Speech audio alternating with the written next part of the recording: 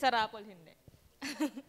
Ayun, magandang hapon po sa lahat. Ako ay nagpapasalamat sa Panginoon dahil nagkaroon ako ng pagkakataon para physically ay makauwi ulit. Nagpapasalamat ako sa biyaya patuloy na binibigay sa akin tsaka sa aming pamilya. Yun nga, na hindi kami pinagkukulang, hindi naman napakarami. Sana'y napakarami. Salamat sa biyaya ng kalusugan sa aming lahat dahil na napakaraming may sakit ngayon, napakaraming bagong sakit na lumalabas. At sa biyaya ay lahat naman kami at sa kabuuan dito sa ating lahat, wala namang nagkakaroon ng matitinding sakit. Nagpapasalamat din po ako sa Panginoon sa biyaya ng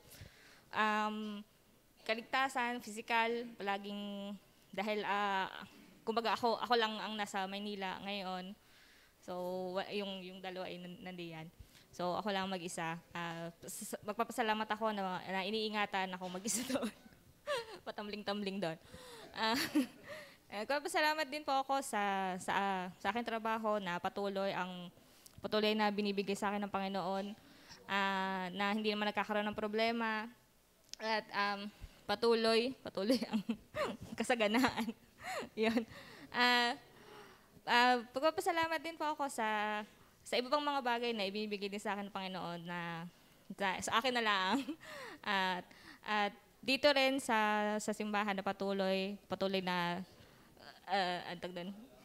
nagpapatuloy tayong lahat at patuloy na kumbaga parang hindi man umuulad pero kumbaga continuous yung biyaya sa ating lahat. At ano ba? Yun lang po. Thank you.